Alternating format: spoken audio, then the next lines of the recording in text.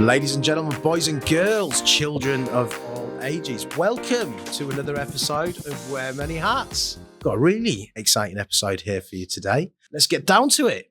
I would like to introduce you to Joanne Jenssen, who is the Director of Estates for KBR Incorporated. How you doing? You okay? Good evening. Good to meet you. Having a good day? Yeah, not bad, thank you. Busy as normal. Have you come far? Buckinghamshire. Oh, so quite a bit of a trek then, actually. Not really. Normal tube journey. Yeah? Yeah, nothing like a bit of tube. How long does it take you? An hour and a half. On the tube? Yeah. Wow. Which line? All three. All three? No way. No, was it Met, Jubilee, Piccadilly, and four, and then Central. Oh, wow. That's really interesting. Good stuff. So, absolutely fantastic to have you here today, Joanne. I know how busy you are, so thank you for collaborating with us and giving us your time. I always like to start with a really easy question, okay? So I know that you're not necessarily within the FM sphere right now, but your history was there and you've become something else as a direct result of that experience. Tell us a little bit about your career. How did you end up in FM, and then how did you end up where you eventually ended up? Well, I think like most people that started in FM about 25 years ago, you sort of fall into FM, which is, I'm no different to that. So started off sort of facilities management, should we say, in-house right? For a couple of large companies in London. And then developed that into more of a consultancy type of thing, where I worked for another large organisation which were looking after central government properties. So public sector? Public sector.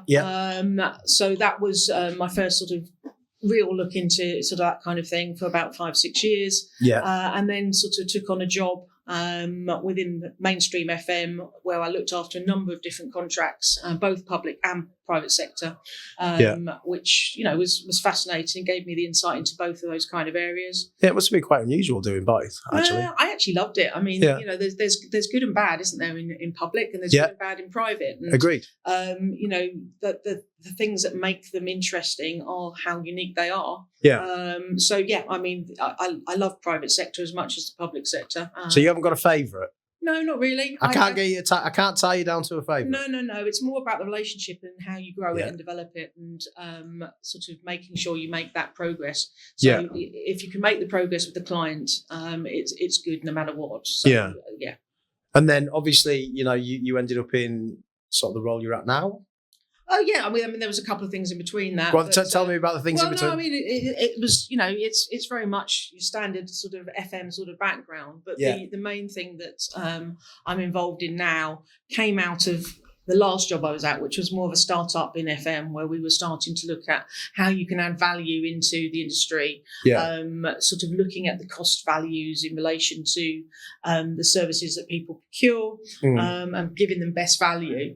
And then about sort of 7-8 years ago, I joined KBR, looking at their sort of the public sector accounts that they've got, and have been developing what's known as estates intelligence, 6A methodology, and the way that we really give value to clients now in relation to making sure that they are getting what they need from the contracts that they've procured, and giving them sort of insights into what's happening to enable them to really drive best value going forward. So when you say the 6A methodology, do you want to talk to us a little bit about that, what that is and how it works? Yeah, I mean, the 6A methodology is quite simple. It's 6 keywords starting with A. Can you name them all? I can name them all. But what it does is it through the front end, you're automating information.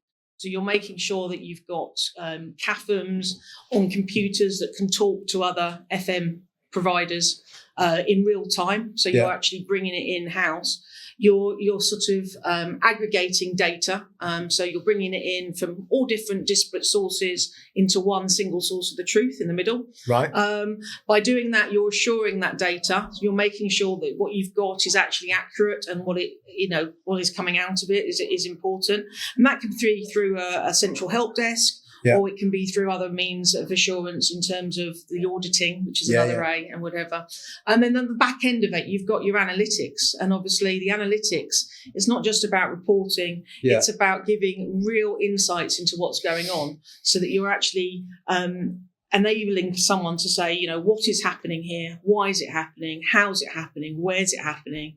And most important of all, what can I do about it? And giving those sort of the benefit of, this is where we think this may happen. This is where this may cause a problem, whether that's financially or whatever, later on the line. So the Internet of Things then is actually a very crucial part of your role and how you deliver the services then, I would assume. Yeah, the Internet of Things is really important, and I think it's something that is ever evolving, and something that you've got to make sure that you are aware of, you're utilising. And I think people use the term very loosely. Yeah. And if you're really using it properly, it can be a huge benefit to everyone, really. Yeah. Suppliers, everyone. Okay, so let's rewind a little bit. And sort of talk about your career in FM and how you got started. So, how did you actually become involved in that FM PM world? Did somebody give you guidance, support, mentor you? As I said before, I am literally one of those that fell into it. And before FM just applied for a job? No, it was even more bizarre than that. Oh, go on. I graduated from university. Right. There were very few jobs that were around at the time. Yeah. I took a very basic job as a picker-packer in a company called People's Phone, which was the... Picker-packer? A picker-packer, right. Which was a company called People's Phone, which... was at the start of the mobile phone boom. I remember that. Yeah, I was there. I got picked from the pick and packing department. Yeah. And started working in the retail development and property department. Right. Where I started to open up shops, shop fitting, getting involved with the suppliers, going around the country. We went from having no shops to 130 shops within 9 months. So I got involved with all the suppliers, the purchasing and everything else. So a very different way of approaching FM, but that's how I fell into it. That's massive. That's massive growth in 9 months. Yeah. So was that like a franchise model, or was it just investment? No, it was completely balmy, the beginning of the mobile phone. So, I mean, it's nothing like it is now. So there were no mobile phone shops. No one had mobile phones. I think everyone just recognised Del Boy with his sort of massive that he used to have. Yeah. We procured a lot of what was then the Ratner's stores, which went bust because the owner of Ratner's had described the jewellery that he, he basically said it was a load of rubbish in a nice way. Right. So those they went bust virtually overnight. Right. So we procured a lot of their stores. We procured a lot of the old Ryman stationery. I know Ryman stationery. Yeah, know them well. So we basically bought a lot of these shops, and People's Phone at the time was the colours were yellow and blue. Right. So all of a sudden you just had this bright yellow in the middle of shops, which caused a lot of controversy because people in Newport, writing to local papers because there was this bright yellow store suddenly in the middle of their high street. What, they didn't like it? No. Really? No. What, people got upset about it? No news is bad news, so to speak. And got People's Phone noticed. Yeah. We went from strength to strength. I think it was 180 stores eventually over the 15 months. Wow. How old were you then, if you don't mind me asking?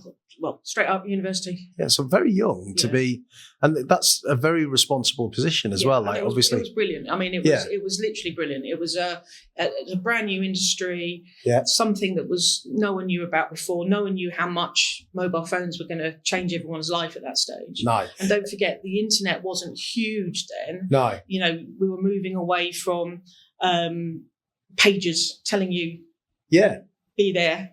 So we're talking the old Nokias, aren't we? We're talking the old Nokias. Yeah. Well, that was the first phone I ever. They were brilliant, to be fair. And the battery would last forever. Yeah, still the best phones. But so that's how I fell into the FM world, literally. Wow. Okay. And during that time period, was there anybody within the space or anything like that mentored you or gave you guidance or anything like that? No. Right. It's been very much a learn and develop. It's a very different industry now than it was then because obviously FM wasn't actually a recognised area. No. People needed things done, but they didn't actually have a name for it. It wasn't really classed as a career, was it? It wasn't classified as a career, or no one actually knew where it was going to go. And obviously things have changed dramatically over the last 20 years. It's now, completely different to that. Well, it's now a very good career, isn't it? You know, let's be honest. You can go incredibly far within the facilities property management services. Absolutely. Yeah. Okay. That's very interesting. Well, way in mobile phones. Did you get a free phone, by the way? I had a pink one. Did you? If you want to call that a free? Yeah. It was people's phone. First phones. There was a pink, blue, and a green phone. Really? Right. Okay. Were you good at snakes? Snakes. Do you remember snakes? No. No? The game on the Nokias? No. Did you never play it? No. I used to love that game. I actually miss it. It's a really good game. Tetris. Was that not the game? No, there was Tetris was on a Game Boy, wasn't it?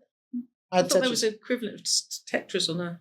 Well, there might have been, actually, yeah. Well, it was kind of Tetris-y snakes, really, to be fair. It's kind of similar to that kind of thing. Yeah. Anyway, if you don't know what I'm on about, then I might as well shut up.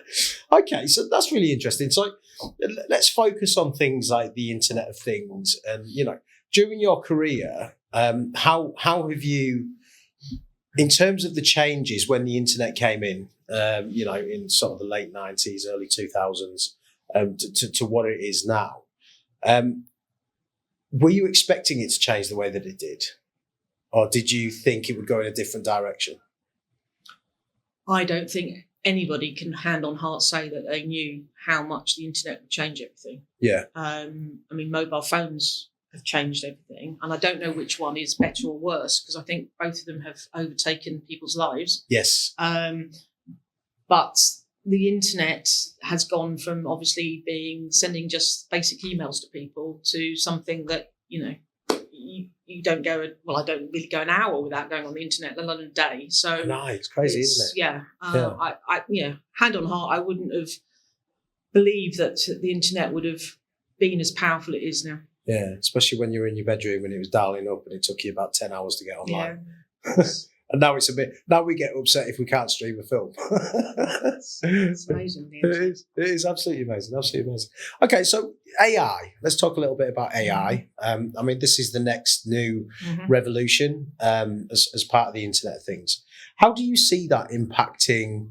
And I guess you're in quite a unique position because you're probably working with this now and dealing with it and things like that. Yeah. How do you see it impacting the industry as a whole? Quite a lot. I mean, it's no different to any other job. So you've got AI, you've got machine learning, right? So you've got two different kind of things. If you look at help desk, for example, there's plenty of things that can come into play. Yeah.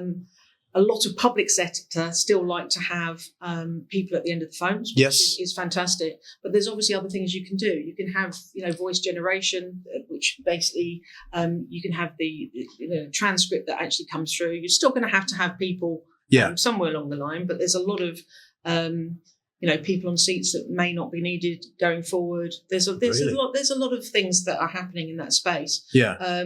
So do you, because a lot of people say to us that they think that it's not necessarily going to mean that there's not going to be bums on seats. It'll just transfer some. So do you actually think that AI on the whole over a period of time is going to replace people in certain areas? I think it's got the possibility of replacing people in certain areas. I don't think it necessarily has to happen, though. Right. As I said before, I think there's certain industries, particularly the public sector, that like to have someone at the end of the phone. Yeah. And there's a need to have someone at the end of the phone. So if you're dealing with, immigration or probation, you've got to have someone that is able to deal with it. Yeah. But if you're dealing in a more, say, mundane sort of telephone sort of activation service, there's plenty of things that you can do in terms of AI that can actually preempt how that telephone conversation then goes down and goes out. So there's quite a lot that can happen there. Yeah. And obviously in terms of AI, there's a lot that you can do in terms of predictive asset management. So that is the 6A, so to speak, for me. The asset management side of it is the bit in the middle that everything else goes round. Because if you're predicting how your assets are going to fail, you're then going to save a lot of time and energy in terms of, what can I do to schedule the maintenance ahead of things going wrong. So, there is quite a lot of stuff that's going on. And over the next sort of 10 to 15 years, I think there's going to be a dramatic change. Yeah. What about the next? Because me personally, I mean, obviously I lived through the internet. I was around prior to the internet. So I've seen how it's changed, how how we lived in, early 90s compared to now. It's completely been transformative. I kind of think that AI will transform it in a far more, we won't recognize it. And I think it'll be a lot quicker just because of the nature of that technology. I think in 5 years, I think in 5 years, we won't necessarily recognize it compared to what it is now. You asked the question originally about, did I see the internet being as powerful as it was? And I said no. Yeah. And I think we're in the same situation now with AI. I think That's it's scary. comment. I think it's really scary. Yeah. It's exciting in some ways, but it's scary in others. I see my son using AI to do his homework. Yeah. Not necessarily to write the essay for him, but to get the, and you just think, well, where is this actually going to lead? Yeah.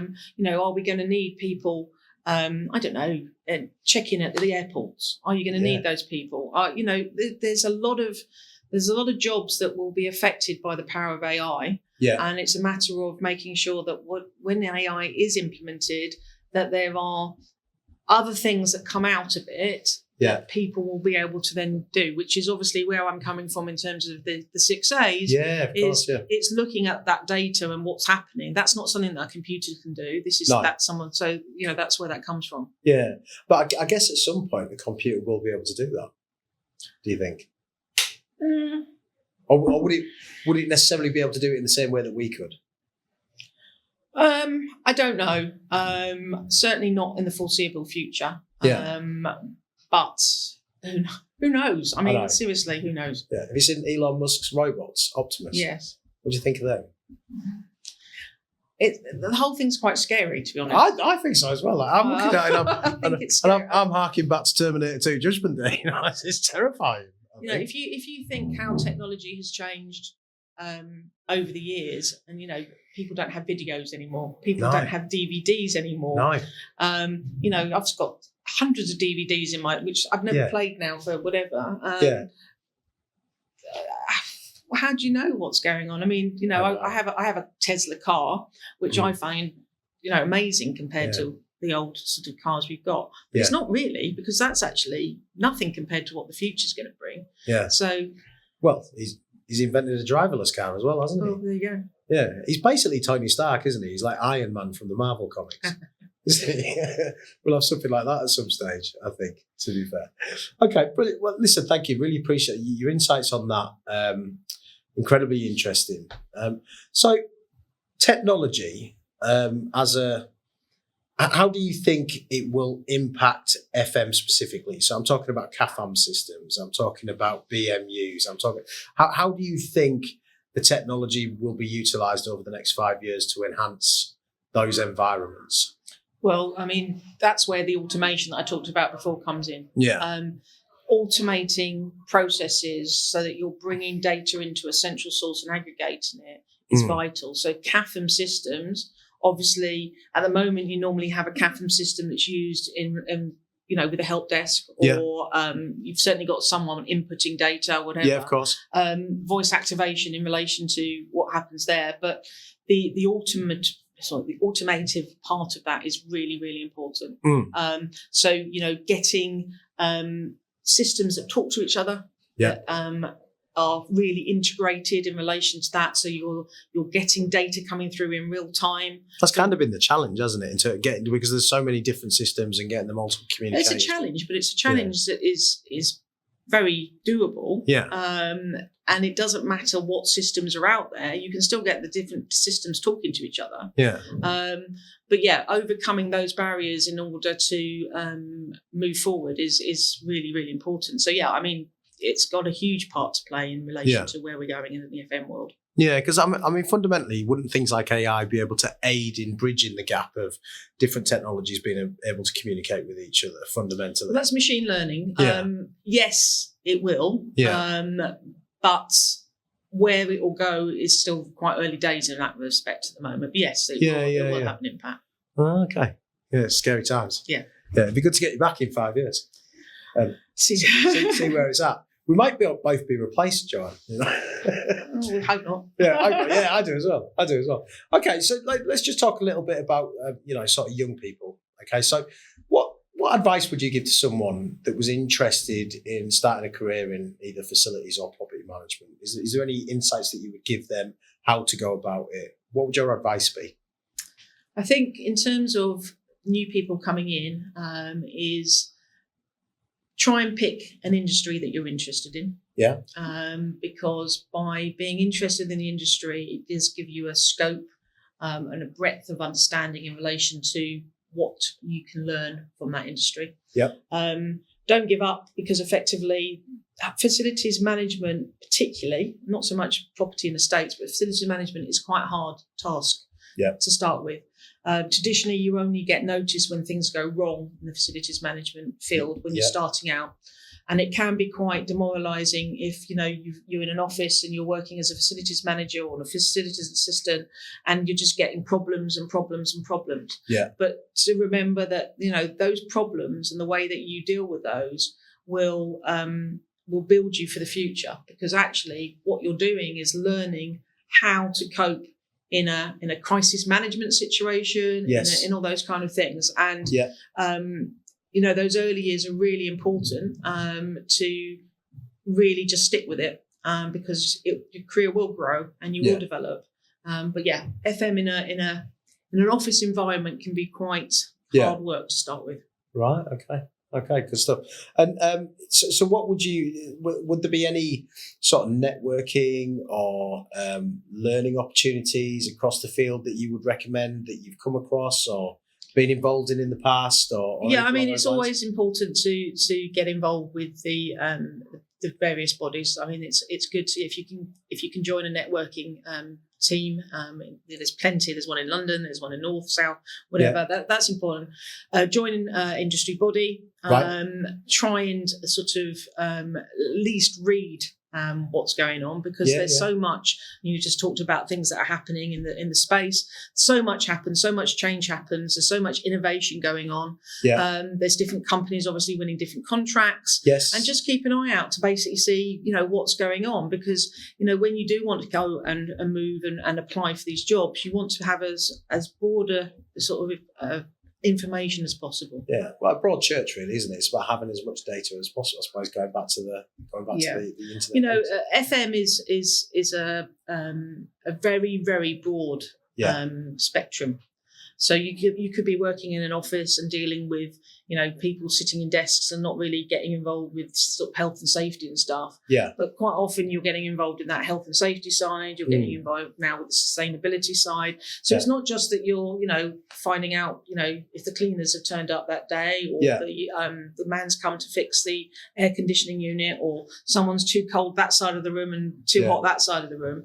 They're your everyday issues. But it's actually learning and developing in relation to what becomes important. And what's important at the moment is things like sustainability. It's very high up on our government, but everyone, not that it's necessarily moving as fast as it should do, but having that detail, having that knowledge will stand you in good stead for the future.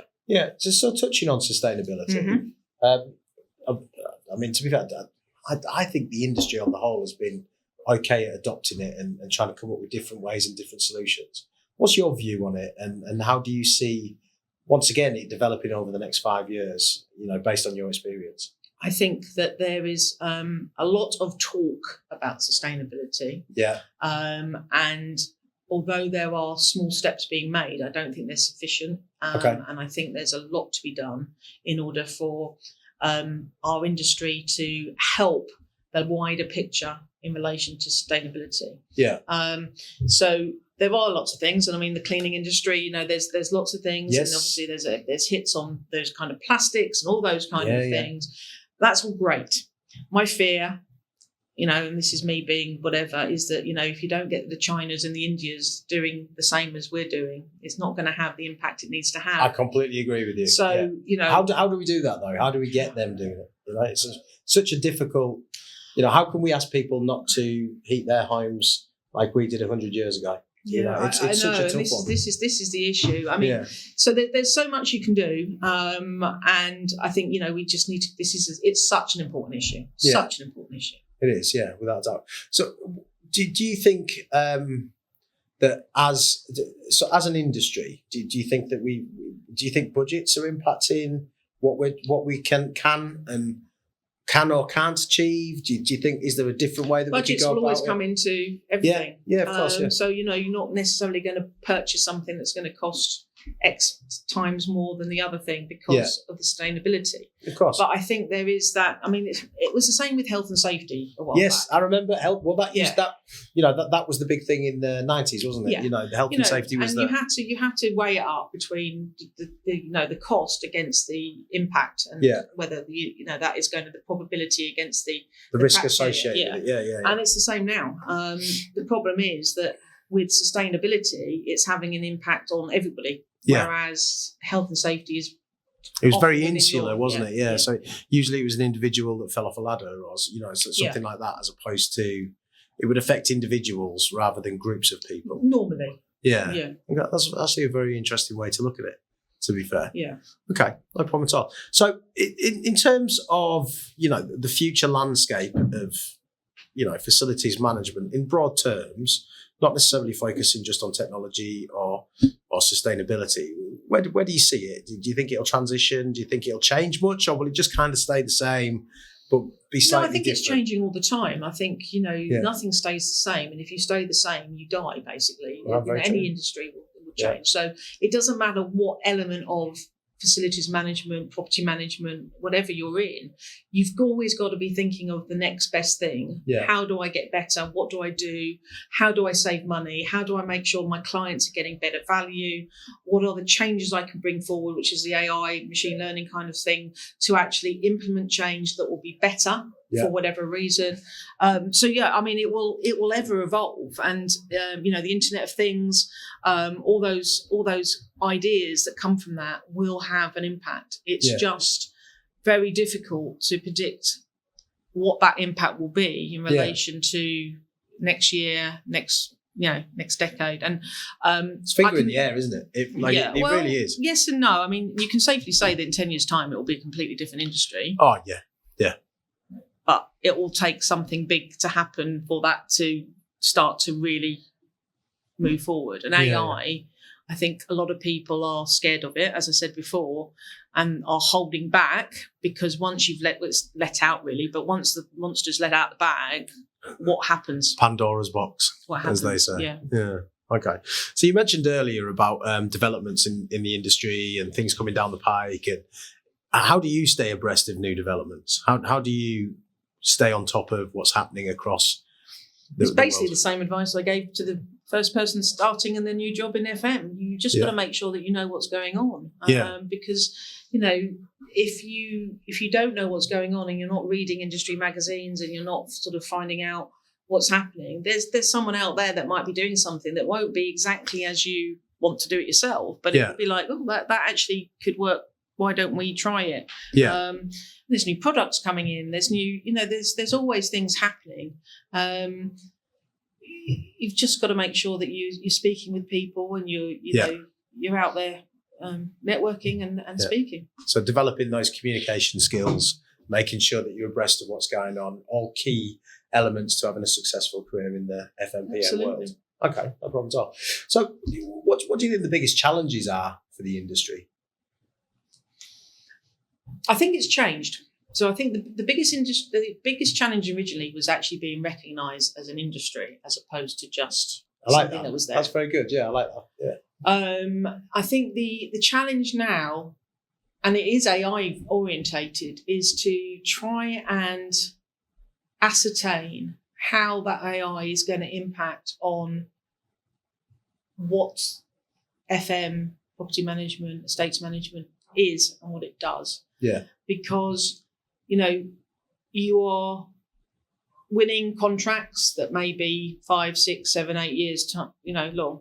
Yeah. And there's no way that those contracts are going to be the same year one as they are even potentially year two, but certainly not year 6 and 7. It's a very fair comment. Yeah. So it's that.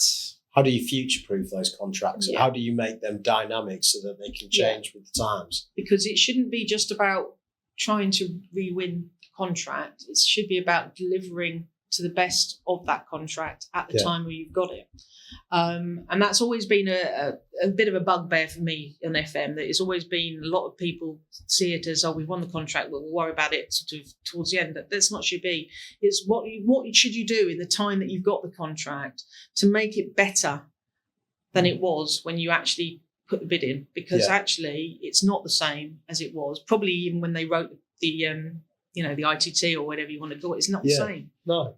And if anything, that could potentially cause a real problem, because if you sell something in 2024, for example, and let's say it is a 5, 6, 7, 8 year agreement, but it'll stay static for that entire period and there isn't any real innovation, or there's no new budget to put new tools in and deal with the transition of reducing hours but implementing technology, you could actually find yourself in a scenario whereby a lot of contracts across the FM sphere aren't necessarily fit for purpose because they're not taking advantage of the technology that is available there 100%. And then.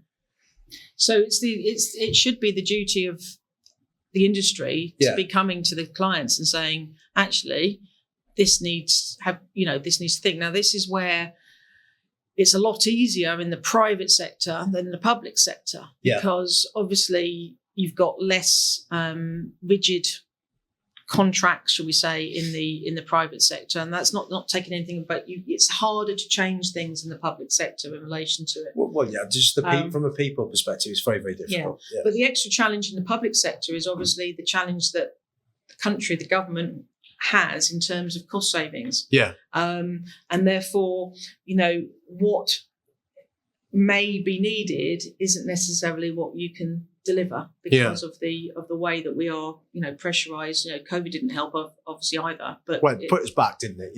I mean, I think 2025 is supposed to be the biggest year for contracts being tendered across facility services that there's ever been because of the COVID backlog.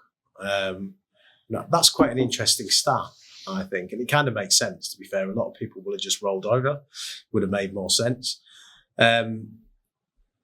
But I think a bit of it, and correct me if I'm wrong, but I think a bit of it is we don't necessarily understand the technology. We don't really have a good understanding of how it could potentially help us, how we can take it forward, how it can be utilised. And I think when you don't understand things, it's very difficult to future-proof anything against it. Because you effectively need an open source technology, don't you, which is capable of bolt-ons and things like that, to protect you in a contractual term.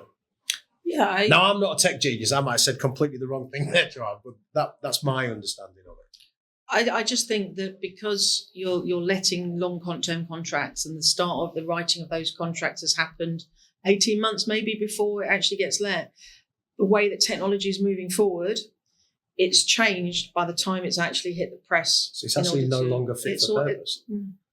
That's actually very interesting, actually. Wow. But I don't know the answer to how you change that. But that's my concern. Okay. And my concern therefore is that if you're then in a long-term contract, that you've got to be able to change things because it won't be the same. Yeah. Oh, okay. I mean, look, similarly, and you're probably going to give a very similar answer, but what are the biggest opportunities in the next 5 years? Well, it's the reverse of that, isn't it? Yeah. The opportunities in the next 5 years are that there's so much that you can do as a collective group. And I think that is quite important. I think the FM industry needs to get together a bit more. Yeah. Because we're not, as an industry, giving the clients the best value because actually we're not working together to say, and this is where, what I'm trying to sort of do in terms of those insights and whatever is to make sure that clients actually have tangible information so that they can make those decisions. Yeah. I think there's opportunities for the industry to get together a bit more to make sure that the clients are really getting value so that as things progress over the years, that it's not stagnant. Too often you come across things that that's not what we bid. Well, okay, that was the bid, that was day one. year 2, year 3, year Yeah. 4, year 5. That's not the same as it was then. What are you bringing to the table? Where is it going? You can't stand still when there's so much going on in the AI world. So hard though, isn't it? Because you're trying to take a guess really about what year 2, year 3, year 4 will look like. I mean, you can make a guess based on what's available at the time, but there could be, the way it's progressing, you could have. Well, we've got open source AI right now, haven't we? So, we've got things like ChatGPT, and there's other things that are being developed off the back of it in terms of software and the way that it works. But if let's say machine learning gets to a point within 3 years whereby you could have one of these Elon Musk Optimuses, for example, and you could purchase one for £15,000, and it was more than capable of sitting on a reception, booking in visitors, meeting and greeting people, and things like that. If that makes sense, it's a difficult thing to. Yeah, but that's sort of taking things a little bit to the extreme. Because that's it could happen. It could happen. It could happen, but I don't think the changes that we are trying to do necessarily, that kind of thing is quite dramatic. If a client said, I want you to replace, 20% of your workforce to robots by the end of the contract. If it's written in the contract. Sounds like a crazy statement, doesn't it? But I think it could happen. It could happen. I don't think you would necessarily look to have that happen though. But if the client is asking for AI to be implemented to reduce the number of, and I'm making something up now, but the number of calls that are called out to the air conditioning units across their estate, because actually we want it to make sure that we are looking at it in a proactive way, and then that's something different altogether. Yeah, right, okay. So it's how you use that technology, I think, is probably the key to and the advantage to it. It's quite exciting times, though, isn't it? Yes, it's a little bit scary, but exciting. I think if it's used properly, but it's like anything, isn't it? It can be. Yeah, we don't necessarily have a good track record of that. Let's be honest. Okay, so what's the biggest lesson you've learned throughout your career? What's something that stands out as that was a turning point for me? I really learned from that process. So, the biggest thing I've learned. That it's very easy to give up because things really feel like they're going wrong. So particularly when it's like mobilisations and they're really sort of dark days, and you've been working sort of 15-hour days to try and get it through. Yeah, I think planning, making sure that you know what outcomes you want and when you want them, and trying to work through them, and having small stepping stone milestones to help to achieve the bigger milestones. That's probably the biggest thing. Okay, really interesting. So what would you say what's the biggest achievement for you in your career so far, where you've thought, I'm really proud of that? Oh, there's loads, but I mean, the setting up of the estates intelligence and the 6A methodology is huge. That's all my insight. That's my insight. That's my vision. That's your blood, sweat, and tears. That's my vision. That's the whole process of setting that up, getting it marketed, and everything else is all mine. So that has to be. I mean, it's live. That has to be the greatest thing. I've done loads. I mean, I've done a huge head office refits, 12.9 million head office refits. Wow. I've done, going back to the people's phone thing, that was an achievement at the time. There's that's a massive achievement. It was a massive achievement. Yeah. So there's loads of stuff, but being able to have a vision, bring everyone on board, get them G'd up from sitting in a room to say, all right, what should we call ourselves, to suddenly having this whole strategy and having everything is probably a highlight for me. Okay. And sort of similar to that, any regrets, anything that you would have done differently if you had your time again? There's probably a couple of jobs I probably stayed in longer than I should have done. Right. Because it was comfortable. Yeah. There's nothing wrong with that. No, nothing wrong with that. And I think it also relates to the age and stage of your life that you're at the time. Yeah. So I think, coming back to advice for others is, don't be afraid to take the step. When I say too long, it was like 6 years as opposed to 5 years, or not short term. Not a massive. Not short term things, but I think you get to a stage in your earlier career where you know that you really, in order to move on, you should take that thing. And sometimes it's difficult to do that. And I suppose don't be afraid to make changes, because if you can't get what you need where you are, make that thing. You can always come back later if things change again. But I think that's probably what I regret a little bit, is there's a couple of jobs that maybe I should have left maybe a year beforehand. Did you think that because you did that impact your progression at all, or? Did it impact? No, I delayed it. My progression, I suppose. Yeah. But as I said, life throws things at you. You have a baby or you have whatever, and suddenly you've got to think, well, can I do it this way, whatever. And I think, especially as a woman in any industry, but you've got to just go for it and don't worry about the fact that Yeah. Okay.